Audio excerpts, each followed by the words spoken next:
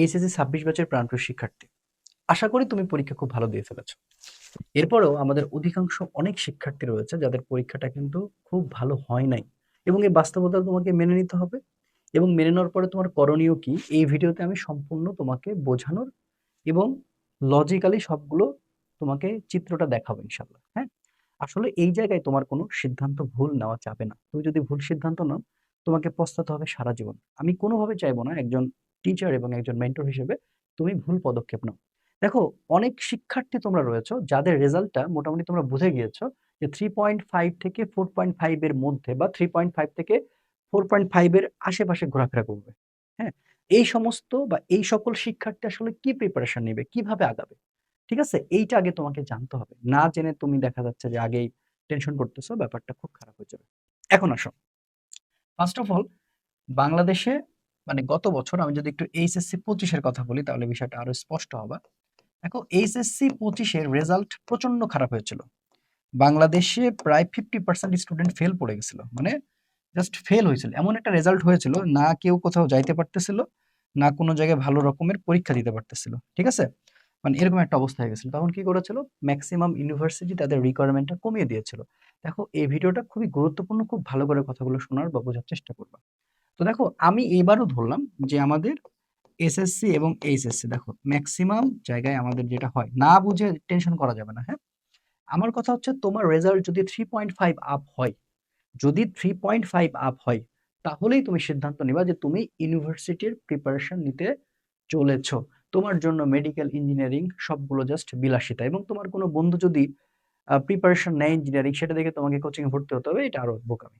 ঠিক আছে, এটা আমি আগে বলে রাখি। এখন আসো, এখানে অপশন হচ্ছে দুইটা, যারা খারাপ রেজাল্ট করতেছে, হয় বিভাগ পরিবর্তন অথবা ভার্সিটি। তো দেখো, বিভাগ যে পরিবর্তন করবা, বিভাগ পরিবর্তন করে তোমাকে বুঝতে হবে যে বিভাগ পরিবর্তনে কিন্তু তোমার সিটটা আবার কমে যাবে। তুমি যদি বিভাগ পরিবর্তন মানে করতে যাও, তাহলে এখানেও তোমার হচ্ছে যে কয়েকটা বিষয় থেকে যাবে। সেটা হচ্ছে তোমার রেজাল্টটা সায়েন্সের কিন্তু ওই সেম রিকোয়ারমেন্টই থাকবে, যে 3.5 3.5 আপ, ঠিক আছে। কিন্তু তুমি যখন বিভাগে যাবা, বিভাগ পরিবর্তন করো, তোমার সিটটা কমে যাবে এবং ওখানে সিটের পরিমাণটা কম থাকে, কিন্তু বাংলা ইংলিশ দিকে পড়তে। তো যারা বেসিক্যালি সায়েন্সের পড়াশোনা একেবারে গ্যাপ করে ফেলেছো, একবারে কিছুই বলো নাই, ঠিক আছে, মানে কোনো রকমে পাশ করেছো, হ্যাঁ, বা পাস করবা, এরকম টাইপের স্টুডেন্ট সায়েন্স থেকে পরীক্ষা না দেয় ভালো। কিন্তু অনেক স্টুডেন্ট আসো না, যে না আমি অনেক ভালো ছিলাম, আমার এখনো ভালোই আছে, আমি কোনো কারণে ফাঁকিবাজি করেছি, আমার রেজাল্টটা হয়তো বা খারাপ আসবে, এক্ষেত্রে তোমাদের বিভাগ পরিবর্তন করার কোনো মানে হয় না, ঠিক আছে। বাংলাদেশের ম্যাক্সিমাম ম্যাক্সিমাম ইউনিভার্সিটির তোমার হচ্ছে এরকম সিস্টেম দিবে যে এসএসসি তে হচ্ছে তোমার 3.5 থাকা লাগবে, এবং এইচএসসি তে তোমার হচ্ছে 3.5 থাকা লাগবে, ঠিক আছে। এবং সর্বমোট জিপিএ দেওয়া লাগবে 8, অর্থাৎ দুইটা মিলে তোমার 8 আসতেছে কিনা এটা তুমি দেখো। এখন ফার্স্ট অফ অল, এই সমস্ত স্টুডেন্টের ঢাকা ইউনিভার্সিটিতে পরীক্ষা দেওয়া হবে, হয়তো পরীক্ষা দেওয়া হবে, ঠিক আছে, পরীক্ষা দিতেও পারবা। যে তোমার যদি আসলে এটা থাকে, দেখো যে 3.5 আছে কিনা, হ্যাঁ আছে, আচ্ছা তুমি পেয়ে গেছো, গুড, ভেরি গুড। কিন্তু এই থাকার পরে তুমি ঢাকা ভার্সিটিতে পরীক্ষা দিতে পারবা, কিন্তু তোমার রেজাল্টটা যেহেতু খুবই খারাপ যদি হয়, এখন তুমি সাবজেক্ট রিকোয়ারমেন্টে যে খায়া যাবা ধরা, তুমি সাবজেক্ট রিকোয়ারমেন্টে যে খায়া যাবা ধরা। অর্থাৎ দেখো, ঢাকা ইউনিভার্সিটির নিয়মটা কি জানো, যে ঢাকা ইউনিভার্সিটি সবাইকে পরীক্ষা দেওয়ার সুযোগ করে দেয় ঠিকই, কিন্তু সাবজেক্ট এবং তোমার যে সাবজেক্ট চয়েস হয়, যখন তুমি সাবজেক্ট মানে শর্ত পূরণ করতে হবে, তখন যা খাওয়া ধরা। ধরো তোমার স্বপ্ন হচ্ছে সিএসসি তে পড়া, দেখো সিএসসি পড়তে গেলে, বা তোমার টার্গেট হচ্ছে ট্রিপলি, ঠিক আছে, এরকম সাবজেক্ট গুলো তুমি পেতে চাও, তাহলে ওখানে ওখানে দেখবে আগে এইচএসসি এর যোগ্যতা দেখবে। তো এইচএসসি এর যোগ্যতাটা কি দেখে জানো, যে তোমার অবশ্যই ফিজিক্স এবং হচ্ছে কেমিস্ট্রি, সরি ফিজিক্স আর ম্যাথ, যেহেতু ইঞ্জিনিয়ারিং সাবজেক্ট, ফিজিক্স আর ম্যাথে তোমার এ গ্রেড আছে কিনা এটা দেখবে আগে, এ গ্রেড আছে কিনা। এবং তাদের পরীক্ষার সবচেয়ে বেশি নাম্বার তুলতে হয়, অর্থাৎ ফিজিক্সে তোমার 15 পাওয়াই লাগবে, ফিজিক্সে 15 মানে ভর্তি পরীক্ষা বলতেছে, ফিজিক্সে 15 পাওয়া লাগবে, ম্যাথে 15 পাওয়াই লাগবে, এরকম কন্ডিশন জুড়ে দিবে, তখন তোমার জন্য খুব কঠিন হয়ে যাবে। তার মানে এই সমস্ত স্টুডেন্ট যারা, আবারও বলতেছে, যাদের রেজাল্ট 3.5 এর একটু উপরে বা 4 পয়েন্টের নিচে অনেক কম হয়ে যাচ্ছে, এই সমস্ত স্টুডেন্টে দেখা যাচ্ছে যে ঢাকা ভার্সিটিতে সবকিছু শর্ত পূরণ হওয়ার পরেও সাবজেক্ট রিকোয়ারমেন্টে যে ধরা খেয়ে যায়। এবং এর মধ্যে অসংখ্য শিক্ষার্থী জানো, এরপর আমি বলতেছি তাও দেখবো যে অনেক ইঞ্জিনিয়ারিং ভর্তি হবে, হয়ে দেখবে রেজাল্ট খারাপ হয়েছে, আবার ওখান থেকে ব্যাক করবে। তো তুমি এগুলা না করে, তোমার রেজাল্টটা 3.5 আপ হয়েছে মানে তুমি বাংলাদেশের যে কোনো বিশ্ববিদ্যালয়ে পরীক্ষা দিতে পারবে। দেখো এখানে আমি দেখাচ্ছি তোমাকে, যেমন দেখো ঢাকা বিশ্ববিদ্যালয় 3.5, আমরা এটা বাদ দিলাম কারণ ঢাকা বিশ্ববিদ্যালয় আমাদের ওটা হবে না, কোশ্চেন ব্যান্ড অনেক কঠিন, আমাদের হবে না। কিন্তু তুমি রাজশাহী বিশ্ববিদ্যালয়ের রেজাল্টের কোনো মার্ক নাই, 3.5 8 থাকলেই সাবজেক্ট রিকোয়ারমেন্ট নাই, তুমি ইজিলি পরীক্ষা দিতে পারবা। ঠিক আছে, তুমি দেখো জগন্নাথ বিশ্ববিদ্যালয়ে তুমি ইজিলি পরীক্ষা দিতে পারবে এবং জগন্নাথ বিশ্ববিদ্যালয়ের কোশ্চেন প্যাটার্ন খুবই ইজি হয়। জাহাঙ্গীরনগর বিশ্ববিদ্যালয় এইটা তোমার জন্য একটু টাফ হয়ে যাবে, কারণ এখানে 8.5 চাই দুইটা মিলে।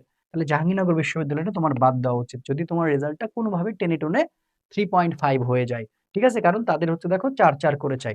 তো এই ক্ষেত্রে জাহাঙ্গীরনগরটা তোমার জন্য টাফ হতে পারে, বাট চট্টগ্রামটা দেখবা যে হয়ে যাবে ইনশাল্লাহ।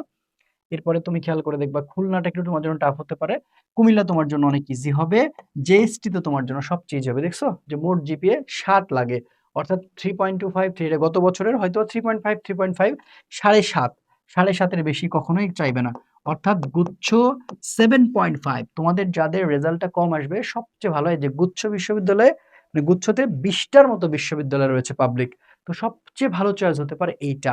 ঠিক আছে, ভেঙে পড়ার কোনো অপশন আমি দেখতে পাচ্ছি না। এবার তোমার জন্য হাজি দানেশটা অনেক আদর্শ হতে পারে, 3.5 বলে ইন্ডিভিজুয়াল এবং দুইটা মিলে হচ্ছে 7.5। তাহলে তুমি এখানে কেন ভেঙে পড়ছো? দেখো, সিদ্ধান্ত সঠিক না নিতে পারলে কিন্তু ধরাটা খাবা। অর্থাৎ যে সকল শিক্ষার্থীরা তোমরা বুঝতে পারছো রেজাল্ট খারাপ হতে চলেছে, কোনোভাবে মেডিকেল, কোনোভাবে ইঞ্জিনিয়ারিং, এগুলো স্বপ্ন দেখা মানে বিলাসিতা। তুমি জাস্ট ভার্সিটি ক নিয়ে কাজ করো, মানে ভার্সিটি ক নিয়ে শুরু করো। তোমার হয়তোবা ঢাকা ভার্সিটি হবে না, বাট পরের ভার্সিটিগুলো তোমার অনেক সুযোগ রয়েছে, সেখানে রাজশাহী বিশ্ববিদ্যালয় তোমার সবচেয়ে প্রথম টার্গেট হওয়া উচিত, হাজী দানেশ, গুচ্ছ, এগুলো, কারণ তোমার যেটা হবে সেটা নিয়ে থাকা উচিত। ঠিক আছে, তো এখন আমি সহজ কথায় বলি যে দেখো আমাদের এইখানে তুমি ভার্সিটি কয়ের একটা টোটাল প্রিপারেশন এবং ডেডিকেটেড টিচারদের সাথে নিতে পারবা। ভার্সিটি কয়ের প্রস্তুতি, অর্থাৎ ভার্সিটি কয়ের এখানে ক্লাস শুরু হবে 16 আগস্ট থেকে, এবং এখানে টোটাল অর্থাৎ ভার্সিটি কয়ের জন্য যা যা লাগে টিচার প্যানেলটা আমি তোমাকে দেখাই দিচ্ছি, তাহলে বুঝতে পারবা। আমরা কোর্স ম্যাটেরিয়ালস কি কি দিব? আমাদের কোর্স ফি হচ্ছে 1999 টাকা। তবে আজকে আজকে যারা ভর্তি হবা, আজকে এবং কালকে ছাড় চলতেছে, যেটা আমরা 1499 আমরা ভর্তিটা নিয়ে নিব। দেখো আমাদের হোয়াটসঅ্যাপ নাম্বারটা দেওয়া আছে, তুমি যোগাযোগ করলে তুমি এই মাত্র কম টাকায় আমাদের এই কোর্সটাতে এনরোল করতে পারবা। মূল কোর্স ফি হচ্ছে 2699। ঠিক আছে, আমাদের টিচার প্যানেলটা দেখো, তুমি আমাদের দুইটা আলাদা কোর্স নিতে পারবা, আমার ফিজিক্সের কোর্স নিতে পারবা আলাদা, এবং তার পাশাপাশি আমি বলবো তোমরা কম্বাইন্ডের দিকে আসবা।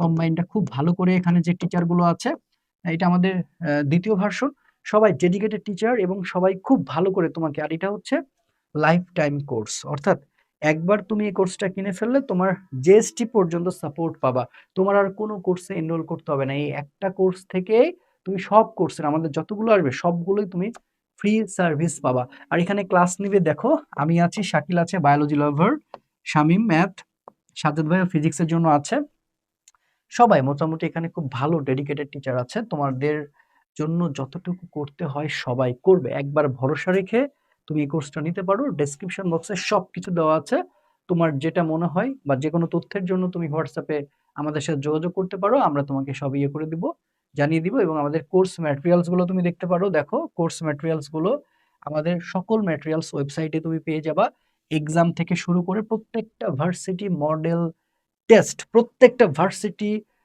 বেস করে আমরা প্রিপারেশনটা নেবো। এখন আমরা ভার্সিটি কয়ার মতো করে ঢাকার রিটেন লাগবে, রিটেন ভালো করে পড়াই দিব, তারপরে যে কয়টা কোর্স আসবে প্রত্যেকটা কোর্সে তোমরা আমাদের সাথে থাকবে ইনশাল্লাহ, ভরসা রাখো।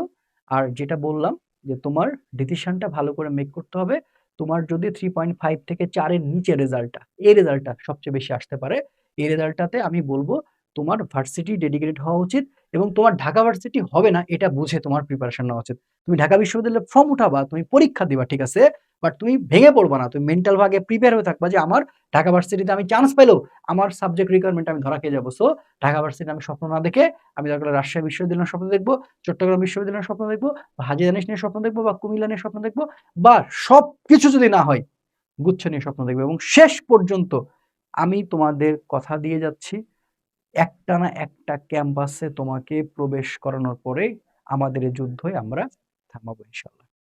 ভালো থেকো, দেখা হবে পরবর্তী ভিডিওতে এবং দেখা হবে ইনশাল্লাহ বিজয়ের মঞ্চে। আসসালামু আলাইকুম রহমতুল্লাহ।